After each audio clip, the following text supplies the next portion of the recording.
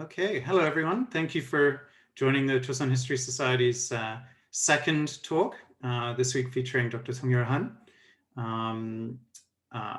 Thank you for those of you who have returning to us after our first session a couple of weeks ago. Very excited.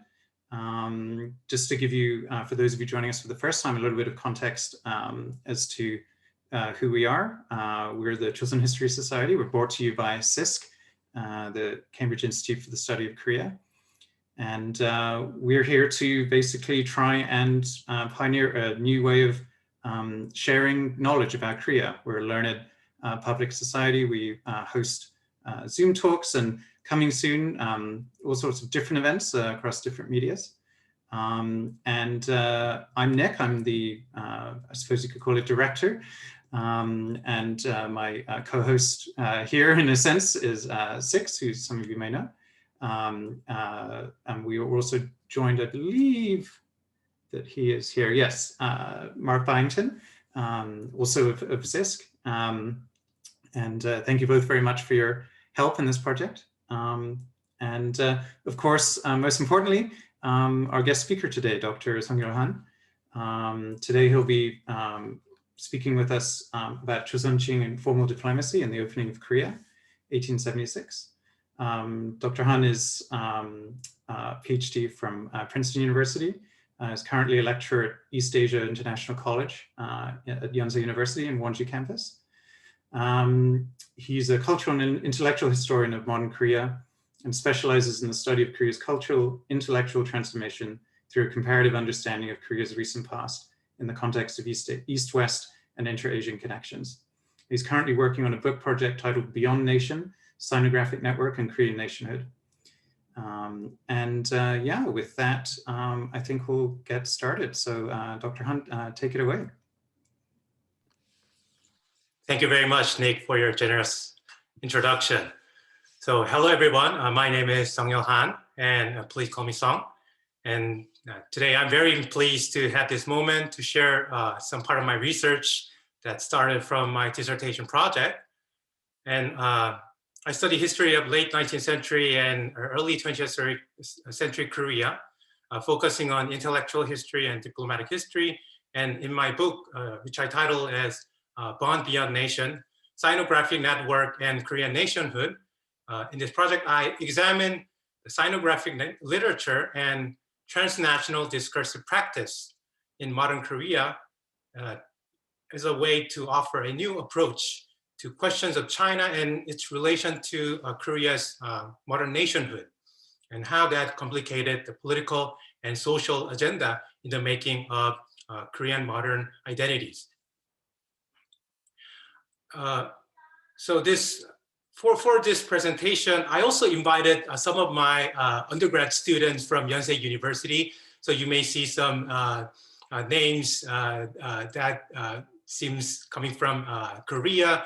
And again, hello everyone from my class. And for those of you who are attending this lecture for extra credit, as I promised, you just need to hear the presentation part, and it's on your will to continue attend or not, but you can leave after this presentation is done. Okay, so just to make sure that every administrative stuff for my class is also over. Anyway, the reason why I also encourage my students to attend this class is because this week I'll be teaching Western imperialism in 19th century, late 19th century and 20th century. And it'll be shame if I don't talk about Korea, but as a course that I'm teaching as world history. So it's a kind of a limited space and time that I can talk more about what I do in my research. So I thought this would be a kind of good occasion to introduce them in more detail about the topic, but also make a connection on how 19th century Korea is connected to the global history and world history is also the kind of the theme that I've been working through this semester, and also trying to teach them to students in my class. So going back to my dissertation, so first part of my dissertation was to revisit how traditional Sino-Korean relation manifested in their tributary relation played a significant role in stimulating people in Korea to generate self-identity according to their new place in changing geopolitical situation in East Asia.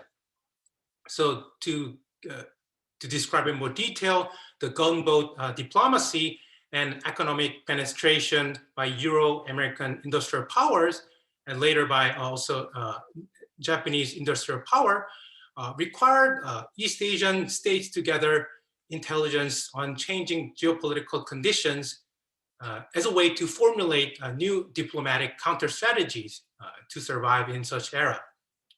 And direct information about imminent Western invasion was, of course, been the top priority for decision makers in Chosŏn Korea during that time, but even gathering news about how their neighbors, East Asian neighbors, particularly like Qing China, is coping with, how Qing China was coping with Westerners, or how Japan is engaging with Westerners, also constituted a valuable portion of information and intelligence that Chosŏn Korea needed. So to put it more simply, what happened in Qing China in the past, in the recent past, about its humiliating defeat in the 2 Opium Wars could be the future of Chosŏn Korea if Chosŏn doesn't make a proper decision or making a wrong strategy. And what was happening in Japan, a sudden collapse of almost 300 years of old Bakufu regime and the rise of new revolutionary government was something that Chosŏn ruling elites must have in mind as a kind of worst case scenario that could also happen in Korea. So, and if I was keep emphasizing the kind of perspective from these decision makers or ruling elites in Chosŏn Korea, for some of those who were marginalized in the existing political or social system in Chosŏn Korea might dream of the same political rupture or chaos as a kind of lifetime moments or opportunity for them to ascend in the social ladder by taking a chance. So in other words, the issue of geopolitical crisis in the late 19th century was not simply a matter of foreign affairs exclusively in the hands of a few government officials or diplomats, but a matter of making and remaking the self-image of one's political social identity according to the possible changes that could arrive in Korea sooner or later.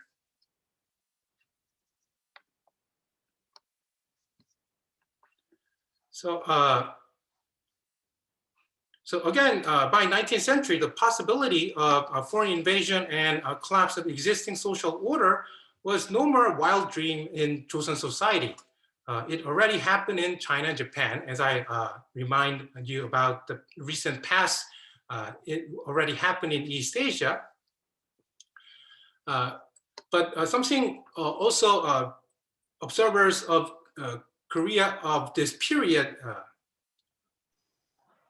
Sorry, just to make sure, are you don't have your screen share on? Is it, or are you?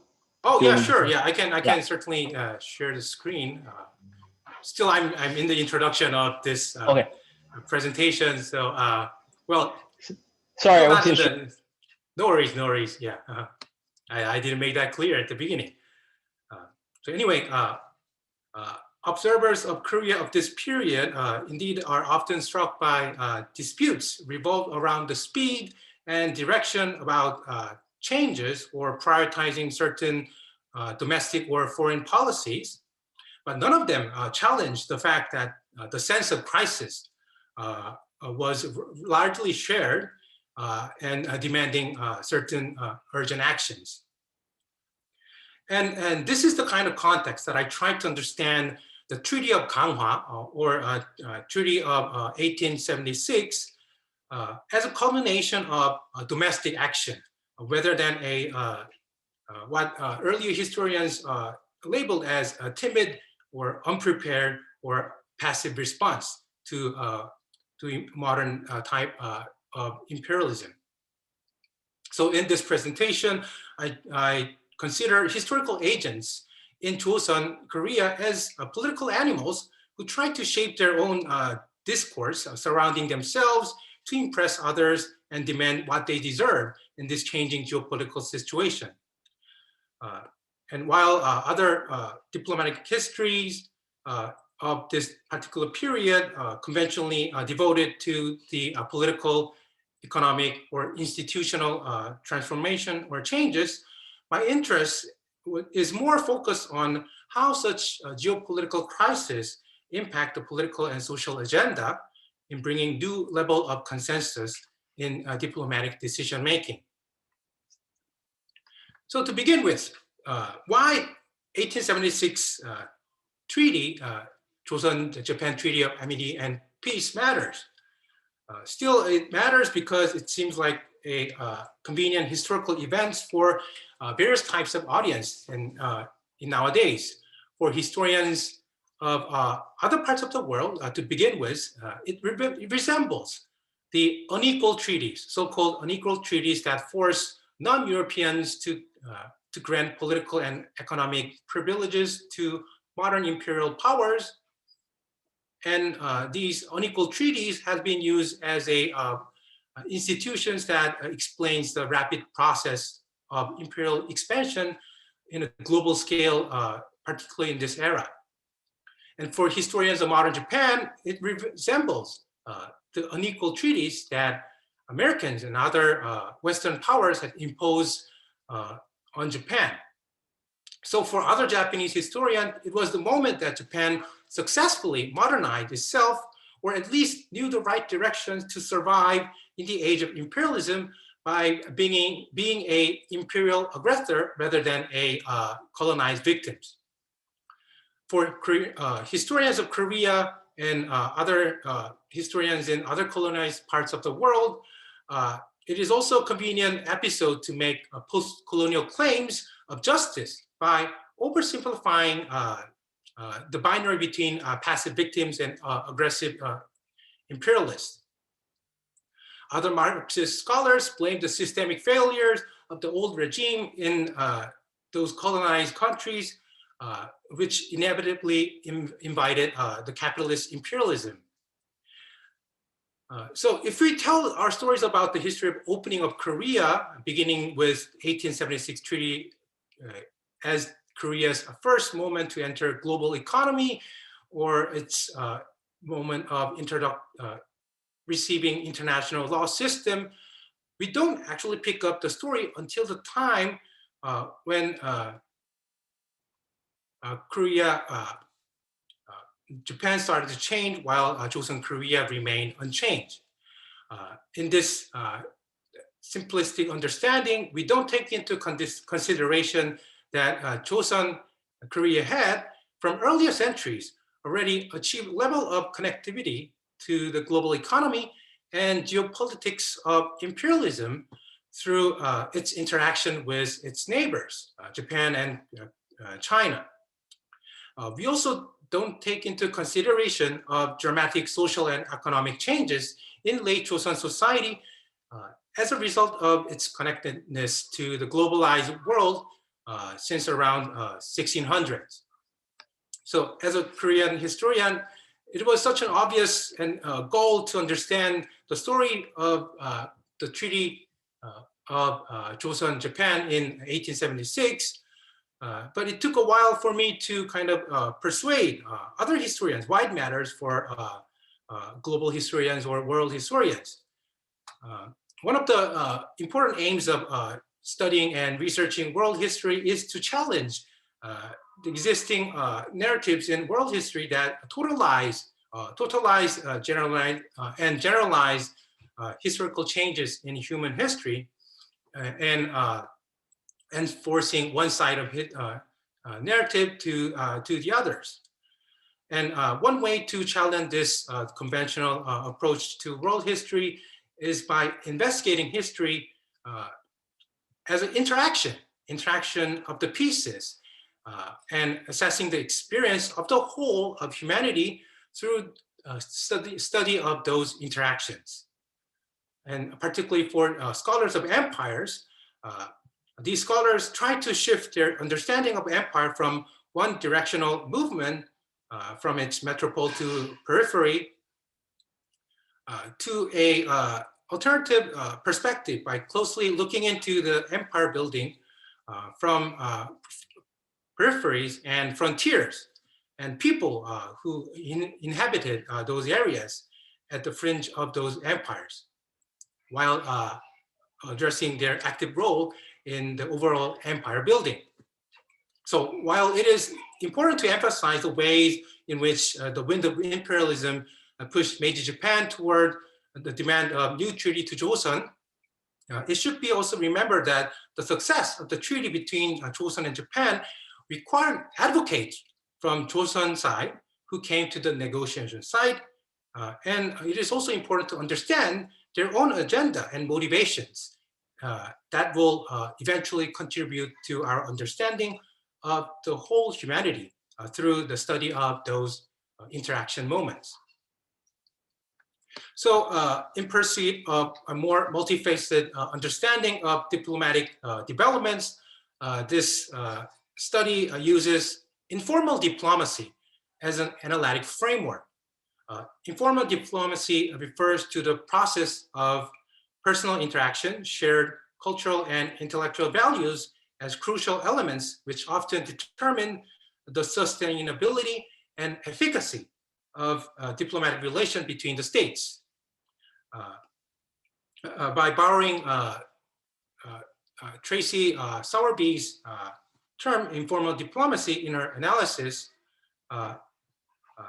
this allows us to interpret what was conventionally defined as foreign policy or diplomacy in a more extensive way, and its applicability to the time era before the existence of nation states.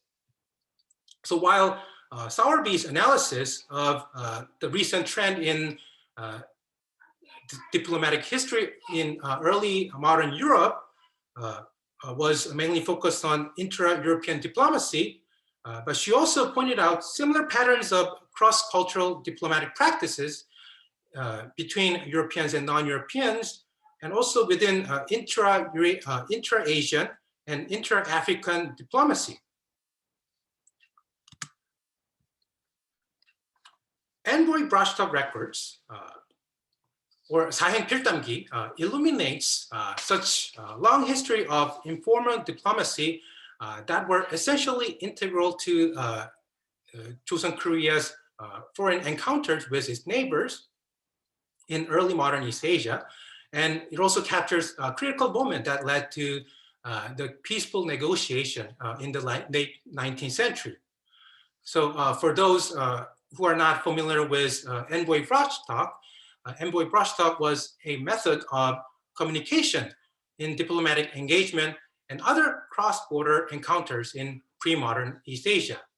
Chinese, Koreans, Japanese, and Vietnamese could directly access texts written in Sinitic characters and Sinitic syntax.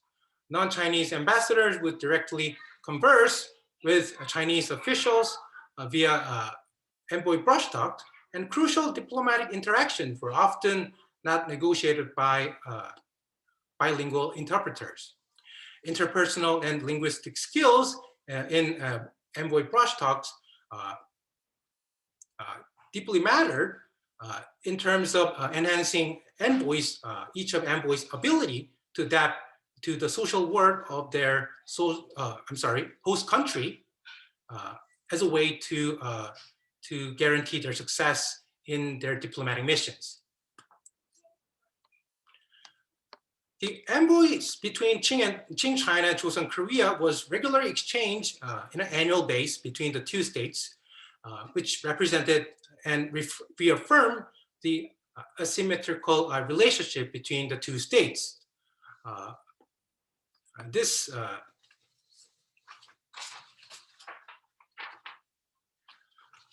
figure that you see in this screen on the right side is Kang Ui, who is known as the genius, a literary genius who lived in the late 19th century. He also had an occasion to visit China and Japan in this crucial time period. and he left a lengthy record of his diplomatic encounters with Chinese and Japanese in this crucial period. So he went to Beijing as a member of envoy mission in 1873 and 1874, and he also attended the peace treaty negotiation between Joseon and Japan in 1876, which occurred in Ganghwa Island. So Kang Hui was a brilliant and outstanding thinker and writer that made him to be part of this important diplomatic missions that Chosŏn Korea encountered. But his family background as a low-ranked military officer put a glass ceiling over him and limited his political ascendancy or social upward mobility. Kang Hui's social status as Jungin left him under a continuous institutional and cultural discrimination. When he was young, Kang Hui pursued to take civil examination to become a high civil official, but he soon abandoned his dream and decided to live his life as a wandering vagabond. Meanwhile, at the time, Qing China and Joseon Korea faced more drastic challenges from both within and outside, and the heightened geopolitical crisis in the 1870s in East Asia made the intelligence gathering mission more important than ever. So his friend, Kang Hui's friend Jeong Gun-jo and Lee Gun-chang, who were appointed as high-ranked envoys to Qing in their given envoy missions in 1873 and 1874 respectively, they chose Kang Hui to be their personal attendant to help their mission of gathering crucial intelligence. So Kang Hui's talent in writing and strategic thinking made him to become a member of an envoy mission, even though he had no official title.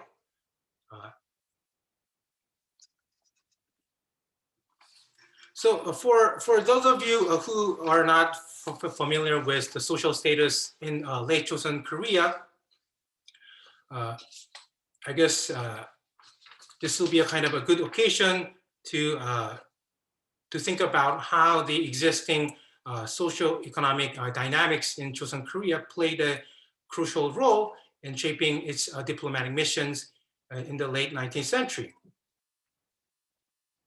So one of the striking phenomena in the late Joseon period is the increase of Jungin people. The devastating impact of the Imjin War and the Manchu invasion in the late 1500s caused serious political challenges to the ruling elites during the time, which also made occasion for political upheavals that eventually led some members of the aristocratic members to face a downward social mobility during that time. But it was also a time that a lot of military institution that was established during that period in Joseon Korea enabled many figures to ascend in with their military titles. And it was also the time that new technology and agricultural information and innovations were widely introduced to Korean Peninsula as an impact of early age of global exploration. Meanwhile, fearing the impact of power diffusions from this new social strata and economic changes, Joseon ruling elites, particularly the civil bureaucrats, fervently relying on their exclusive social circle to preserve their vested smaller circle. And as an effort to maintain the social distinctions, those civil bureaucrats look down Jungin people and subject them under continuous institutional and cultural discrimination by ruling elites. the diplomatic business was one of those jobs that ruling elites regarded as improper or even despicable job for noble aristocrats. Joseon ruling elites secretly despised the Manchu rulers as barbarians and refrained from associating them in public appearance. In addition to that, the Manchus kept suspicion over Joseon's loyalty and restricted those Joseon envoys coming to China from freely interacting with Han Chinese officials. Because of that, most of Joseon diplomatic affairs and cultural and intellectual exchanges in Qing Joseon period were put in the hands of Chosŏn-Qing, those lower ranked professionals. Such trend began to change slowly from the 18th century as the trauma of the Manchu invasion faded out gradually. But then yet, go-betweens like interpreters, transcribers, such as Kangmi, were continued to serve important role in various other diplomatic missions that enabled to take an important and significant role in diplomatic missions.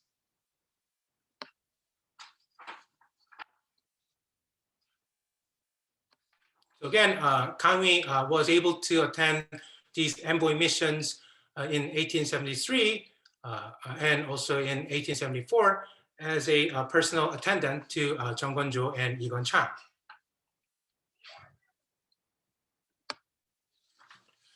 So the envoys that was sent to Qing China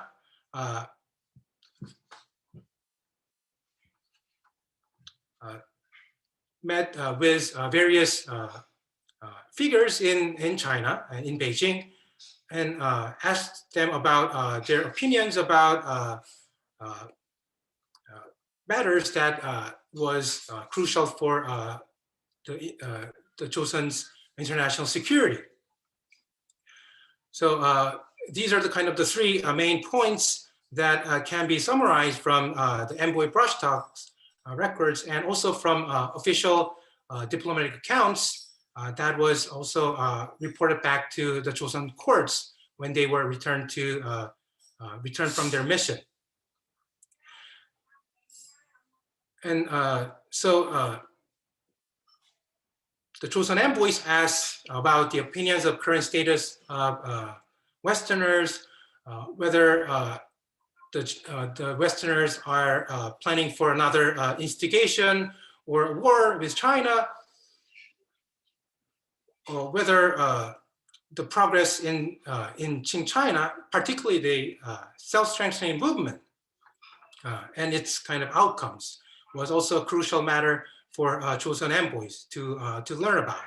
And the possibility of Japan's military aggression over Chosån Korea was also another matter of concern. And from what we see from Kangmi's brush-up records that he left, the envoys did a fairly good job gathering intelligence that mattered for Joseon. So for example, Jang Si-jun, who was a civil bureaucrat in the Qing Board of Punishment, and who was also a generous informant to the Joseon envoys, gave Joseon envoys a elaborate account of information, the current status of Westerners. So in his press talk with Joseon envoys, Jang Si-jun addressed that the world has changed and China could no longer repel Westerners. And to support his claim, Jang Si-jun listed examples of technological advancements of the Western world, such as the speed of steamboat, telegram communications, the convenience of the railroad or the paved roads, and the precision of firearms and cannons, altogether presented as an evidence to make the visitors from Chosŏn Korea understand Westerners' superiority over Qing dynasty. What Jang Si-jun also said was hard to believe. Westerners allowed the Qing government to purchase Westerners' advanced firearms and didn't hesitate to send their advisors to teach Chinese new technologies. From these Chinese informants' view, what Chosŏn envoys could understand was that Westerners' real intention in China was not to dominate using those technologies, but to sell their goods via a peaceful trade. The relation with Westerners, once it gets stabilized, there was a low chance or a possibility of war that happened in the past decades. From this Chinese observance information, Westerners enjoyed goodness, which preferred justice, sharing the similar ethics like the Chinese, and they seemed admiring the Chinese civilizations as they vigorously studied Chinese law and political system and analyzing Chinese book day and night and translating their language. So from this point of view, there was no reason to reject the demand from Western countries for opening trade, and even suggested that perhaps Chosŏn Korea should also follow this course of change as well. On the other hand, Chosŏn envoys were also worried about the consequences of such appeasement policy. One important question that Chosŏn envoys asked to their Chinese informant was about the Saga rebellion, which just broke out in Japan. Chosŏn envoys asked their Chinese informants if the rebellion was an intense backlash from the Japanese government's radical Westernization policy. If such assumption was right, that means that if Chosŏn took such a similar appeasement policy toward Western countries, or also took a Westernization policy, then Chosŏn government could also face a similar kind of reaction from its own people. Rebellion may occur, or a political coup d'etat may overthrow the existing regime. So the point is that as the decision makers back in Chosŏn, as well as the envoys in Beijing, were well aware of how the situation in China and Japan would be a possible and worst case scenario that occur in Korea sooner or later. And there's another kind of elements that also prevented these Chosŏn envoys for recording what they really saw and heard. So back in Chosŏn, it was controlled under the regime of Daewon-gun, the Grand Prince, who was still in power and who was still enacting his seclusion policy, rejecting any demand from Westerners or Japanese. So Daewon-gun's chauvinist attitude toward Westerners and Westernized Japan was widely welcomed by the ruling elites in Chosŏn Korea, particularly those who considered Westerners and Westernized Japan as a direct challenge to their social and economic dominance over Korea.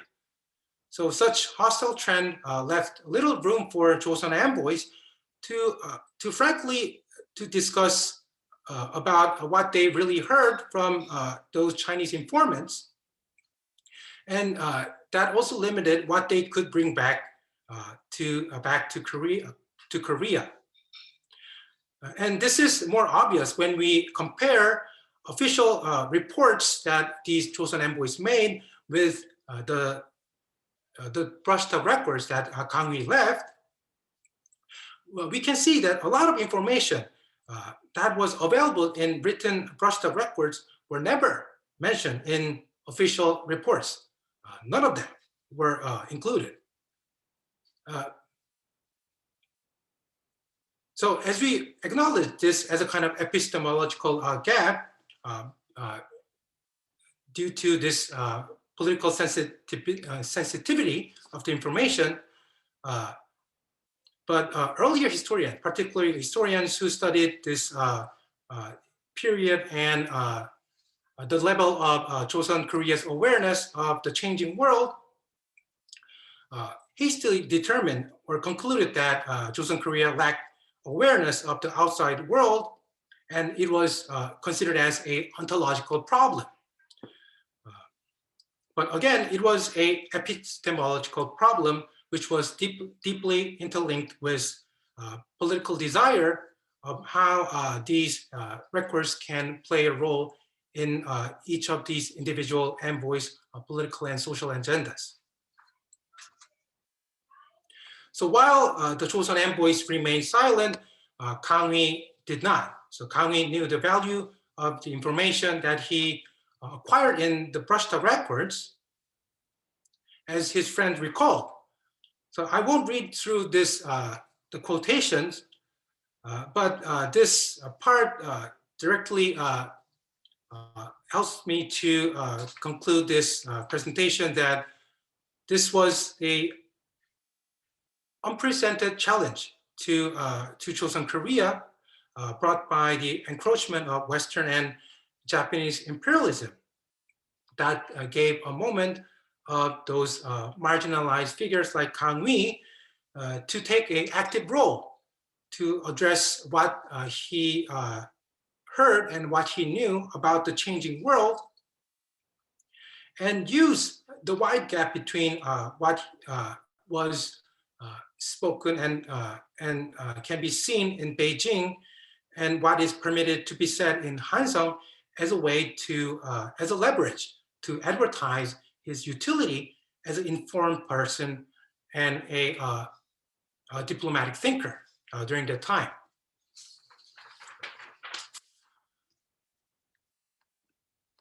So the Kang Hui's strong motivations even more vividly shown if we compare his earlier brushed up records in 1873 mission to the following mission's brushed up records.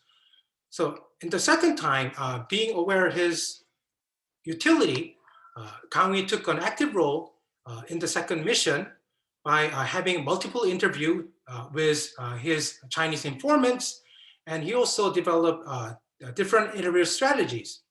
For example, Kang Hui also cross-checked information with his 4 Chinese interviewees by cross-checking the information by asking his friend Yi Chang to do the same interview with the same person again. So by doing multiple interviews, Kang Hui demonstrated his utility, and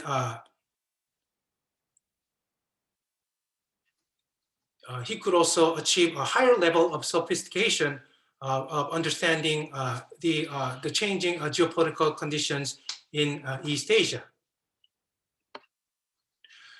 So going all the way to the 1876 Ganghwa Treaty, so as a pretext for this treaty, Meiji Japan dispatched an armed ship to Ganghwa Island and provoked a military incursion, and used such military incursion as a pretext to demand an apology from Chosŏn Korea. Chosŏn government was hitting a growth moment of urgency. And from what Chosån Korea already knew about Japan's recent behavior, it was highly possible that the failure to negotiate with Japan could lead to an open war that Chosŏn was not prepared. And on the other hand, if Chosån Korea simply accept what Japan demands, it was also highly possible that the conservative factions in Chosån Korea could provoke another domestic instigation that could lead to a coup d'etat. So this critical moment opened another chance for a marginalized intellectual like Kang Hui to ascend as an essential go-between in this crucial negotiation. When Chosån government appointed Shin Hun as the Minister of Reception, which was the head of this negotiation team, Shin Hun, whether it was pure coincidence or not, he also chose his friend Kang Yi as his personal advisor. So undoubtedly, Kang Yi's literary talent and his diplomatic experiences from his previous mission in Chosŏn envoy mission to China enabled him to become a both active observer and participant of this historical moment.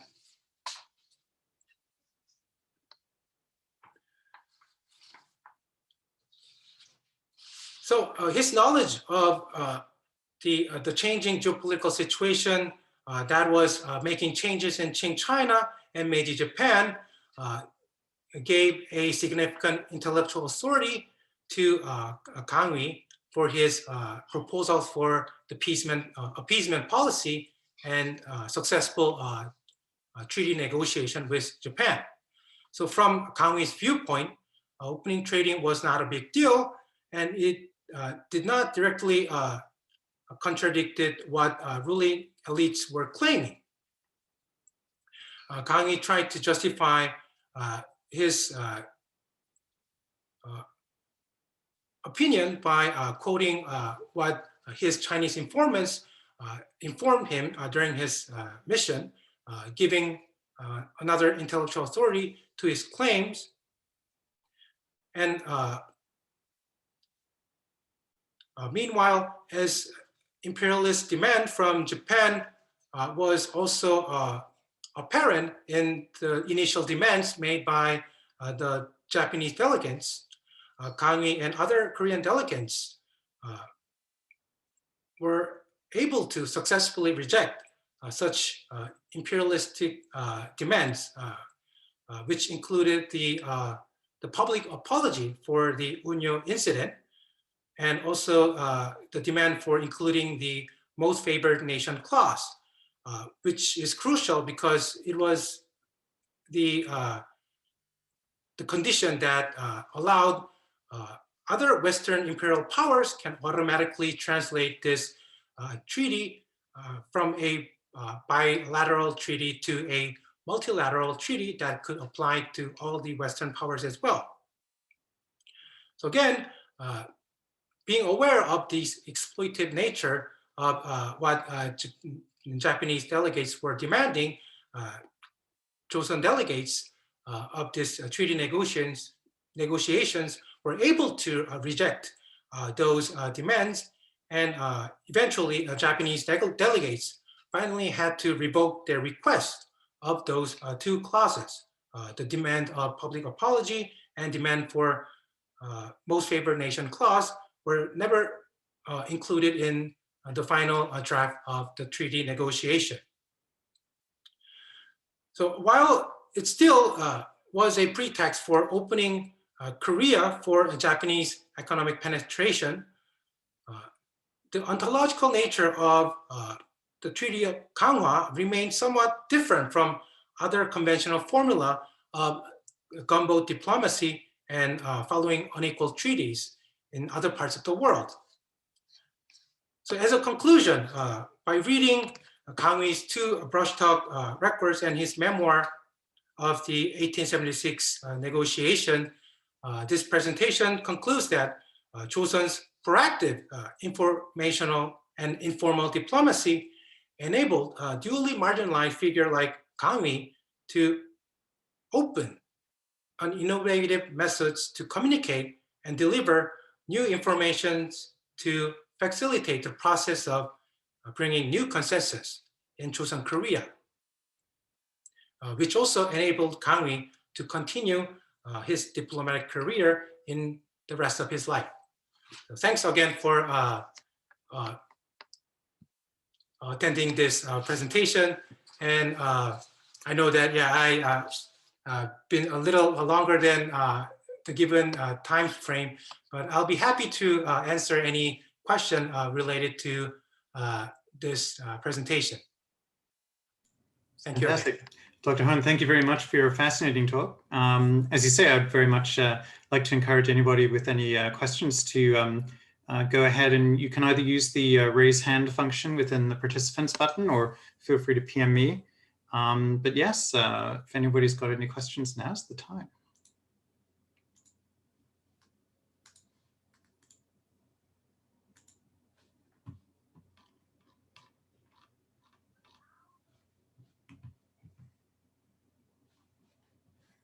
All right, so we've got a question from Alexander Martin. Hi, Song. How's it going? Long time no see. Long time no see. Thanks for the presentation. I appreciate it. I remember hearing a little bit of it before, but I wanted to just ask about these official reports that you mentioned, that these envoys did not include, and then you had the quote from Lee Gong-jang about how Kang Yi wrote down these conversations and people were concerned because they were, topics that weren't supposed to be discussed. And I seem to remember you mentioning at one point that Chosŏn later in his reign was actually quite interested in the goings on of stuff in China, in Qing diplomacy and whatnot. So is this these official reports not including a lot of this brush talk? Is that a moment in time, from the 1860s because of Taewanggun, or do you see a change over time? And also, are there opportunities for these envoys to kind of get this information out to other people who were interested in it, maybe even at the court, outside of official channels, where these brush talk diaries published in another way, and was it just more the idea that these official reports had one goal and the brush talk had a separate goal? Is that something you see in these documents? But thanks again for the talk. Yeah, thank you. Thank you for your question that really addressed the issue of clarifying the nature of this brush talks, which I characterize as unofficial or informal documents. And in terms of understanding the nature of these envoy brush talks, it also needs to go back all the way to the kind of tradition of writing these envoy travelogues, because envoy brush talks were subsumed as a part of envoy travelogues, 연행록. And there are plenty of works of how these envoy travelogues have been circulated in literary societies in Korea as a way to inform them, but also as a way for these envoy brush talk writers, as a way to address their own cultural and political agendas. So definitely there are some different agendas that was taken by these writers of envoy brush talk records, and it was often not in line with the official version or official diplomatic channels. And I think that is the kind of the interesting point, and the reason why this records also stood out, particularly in the 1870s, is because such kind of gap between these official level of political diplomatic discourse was showing a huge gap with the kind of social and intellectual disturbances that was occurring in those particular time period. So in other words, so this kind of detailed records about sensitive information about what other dynasties are doing and their self-evaluation, which can be also humiliating, is not always available to other envoy brush talks or envoy travelogues in other time periods. Although there are some occasions, but those occasions are particularly in the context of these very strifeful conflict of geopolitical tensions that brought such kind of discursive space to fill in the gap that was not fully explained or sustained by the existing diplomatic order during the time. So would they be concerned that including this information in the official documents would somehow get back to Japan or the Qing, or was it just not that their focus was not there, especially during the Taewanggun? Well, so it is, well, without a proper records, unless we find some similar kind of envoy brushstroke from the Daewongun period, it will be hard to say that whether such kind of occasion was possible or not, whether such kind of intensive interview with Chinese informants was possible.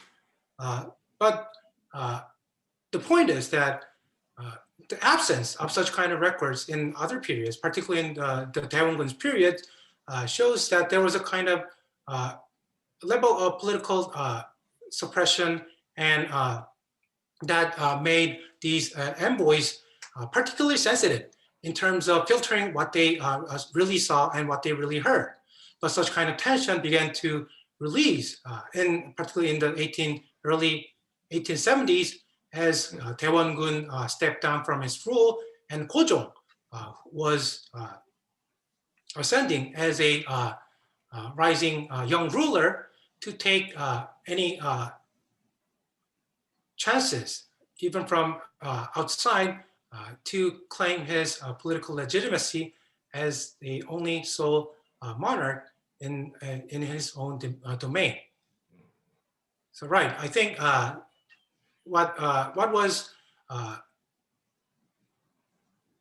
also crucial for understanding 1870s is the political transition that was occurring in Korea that allowed this systematic change. Thank you. You're Yeah, welcome. thank you very much. Next, we have John Lee.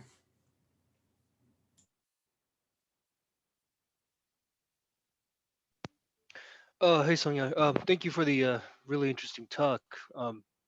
Yeah, greetings here from Scotland, by the way, so very far from Korea. I have a question regarding how you situate yourself within more recent historiography regarding this period. This idea of informal diplomacy, I think, is interesting. But it seems to, correct me if I'm wrong, it seems to accord well with some more recent work that's been done on 19th century Sino-Korean diplomacy. I'm thinking of even like stuff from 10 years ago, like Kirk Larson's book. He used this term informal imperialism to describe what goes on afterwards in the 1880s and 1890s. So wondering how does your argument fit into the work of people like Larson, or more recent work by, say, Seong Park and Joshua Van Loo in their HJAS series? And what do you see, what are the broader legacies of this sort of informal diplomacy into the 1880s and 1890s? Yeah, I certainly agree with what you pointed out. So it is a kind of continuation of what Kirk Larson tried to address in his emphasis on the interaction between China and Chosŏn Korea in the 19th century as a critical moment that requires more attention, scholarly attention, but which has been neglected in the more kind of dominant current of study that focus on Korea's interaction with other parts of the world, namely the Western imperial powers and Japanese imperial powers. So yes, so this work is also kind of a continuation to see that how Chosŏn Korea's interaction with China is one of the kind of the elements that forced Korea's transition and transformation into a modern era. And in terms of emphasizing its kind of transformation, what is neglected and what is also not highlighted is the continuing traditions and the factors that was already pre-existing in Korea from its earlier centuries. So like the case of informal diplomacy and the tradition of envoy brushstroke, it was never a exclusive phenomena that only happened in 19th century, but it was a long tradition that already persists for centuries. And these kind of channels also help us to rethink what traditional worldview or traditional world order or traditional interstate relation in East Asia looked like, which was the kind of the major provocation that the Harvard Journal that Seong Park and other members also address in that specialized issue. So while earlier scholars tried to understand Joseon's diplomatic relation with China as the only interstate relation or a dominant diplomatic system that allowed little space for its alternative or even a change, giving a kind of explanation why Korea or Japan, Korea or China failed to adjust to the new international order, which was not the case. So my study is more based on the kind of assumptions and understanding that these traditional relations, like the tributary relations, can supply various kinds of institutions or diplomatic relations. That was not always subsumed to the kind of formality of the tributary relations. And yeah, scholars have already talked a lot about this, that the tributary system was not a system. It was a kind of one form of various tributary relations that not China was the center, but even Japan and Korea assumed their own centrality by adopting these tributary formulas in their own sense, like the case of how Korea tried to put Manchus and Japan as its tributary in its early Joseon period, and Japan's own tributary, Ryukyu, is also kind of an evidence that tributary system was widely applied in a very non-Sinocentric way as well. So this way that how I try to situate this informal diplomacy between Qing and Joseon in a more lesser Sinocentric way, but as a way that how Korea could took advantage of this existing system to cope with the new changing world.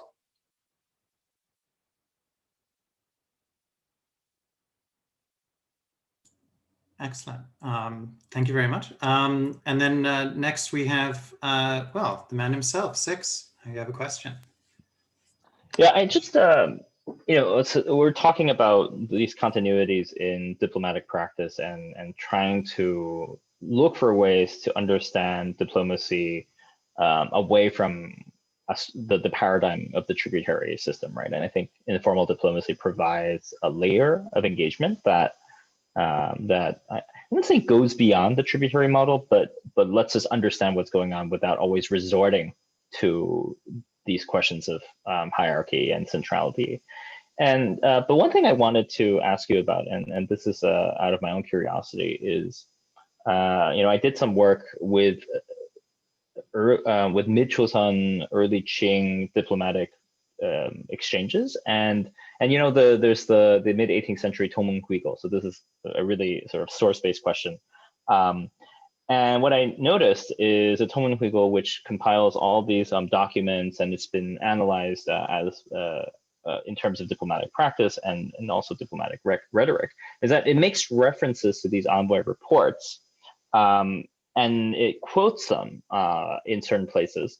But what we also see is that over the 19th century, is the Tongmenghuigou keeps getting updated, and it gets bigger and bigger. And in the very last update, it includes things from, I guess, the period of modern diplomacy, if you will, the period you're looking at, where Joseon is no longer primarily focused with dealing with the Qing, but also other powers. And I'm just wondering sort of the relationship between sort of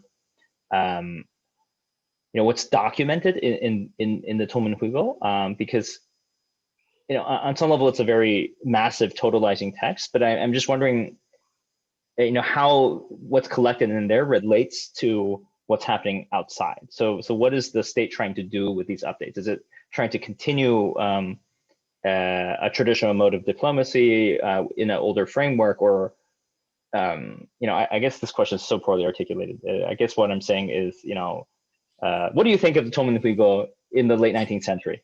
Is it still useful? Is it just kind of a continuation of older practices, but it's becoming obsolete? Because I don't know, does something change, or is Chosŏn,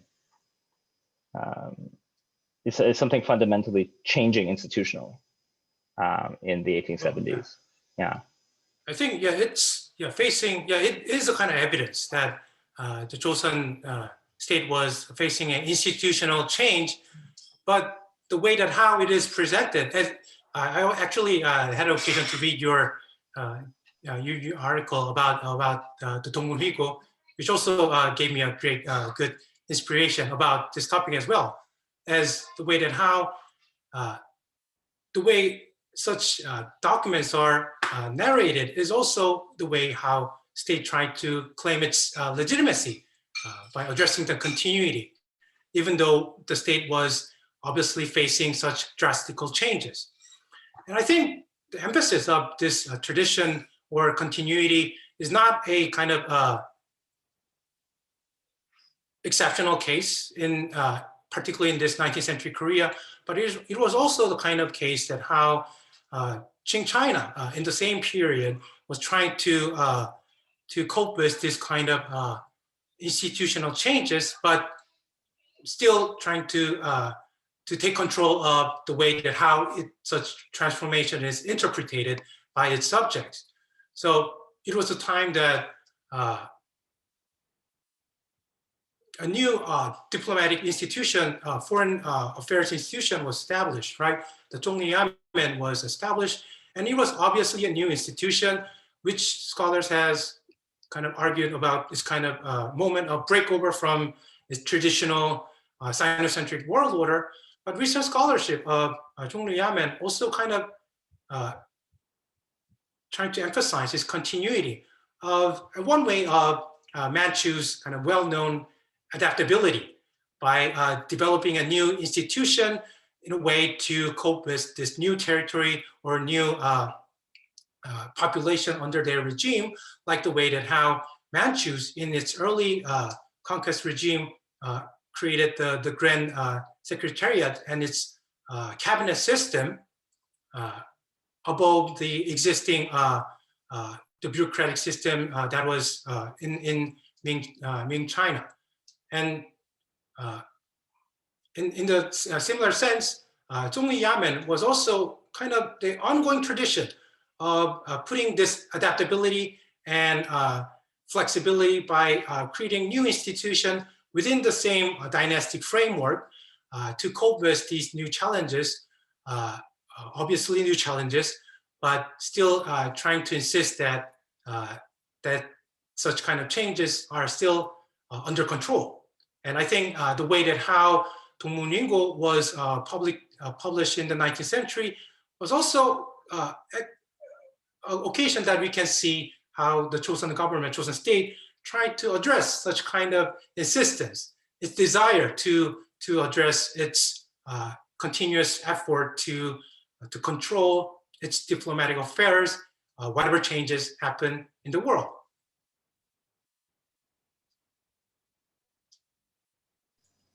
Brilliant.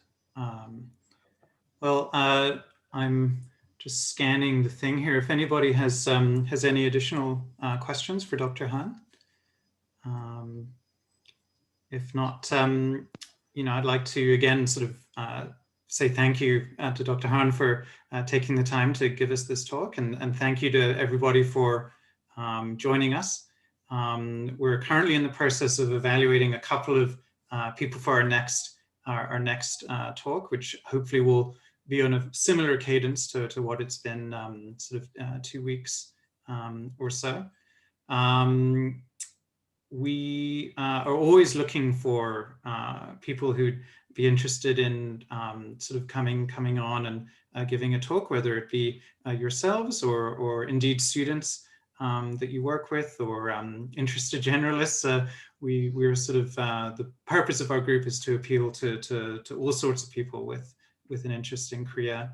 I sort of blew through it a little bit quickly, sort of at the beginning of the talk, but we're working with Mark over at CISC to really turn this into a project to develop a community of interested scholars, generalists, for all sorts of walks of life.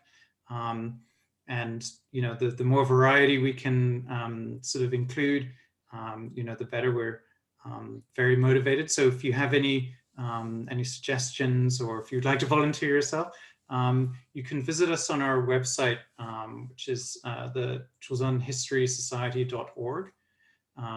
You can also, we'll also be sending out a follow-up email following this talk to sort of share a link that we'll be making available for Dr. Han's talk, should you wish to share it with students or colleagues who, due to the somewhat unfriendly time zone. Thank you, John, for staying up so late in Edinburgh. We make it available for others. And yeah, I think that's everything for me. Six, did you have anything to add? Yeah, well, not so much. I mean, we do still have some time. So, I mean, if any of you want to stay behind to chat more informally, either with the presenter or the rest of us, I mean, that would be great. I mean, I know sometimes you ask questions in this sort of format. It's not always it's a little maybe if we have be able to chat more informally, it would be also possible. But I think with that, maybe we can stop recording and then I was about to suggest, yes. yeah, and then move on to sort of the more meet and greet part of the discussion. So if you have questions, Great. and they can, yeah. Okay. Otherwise, thus concludes the recording.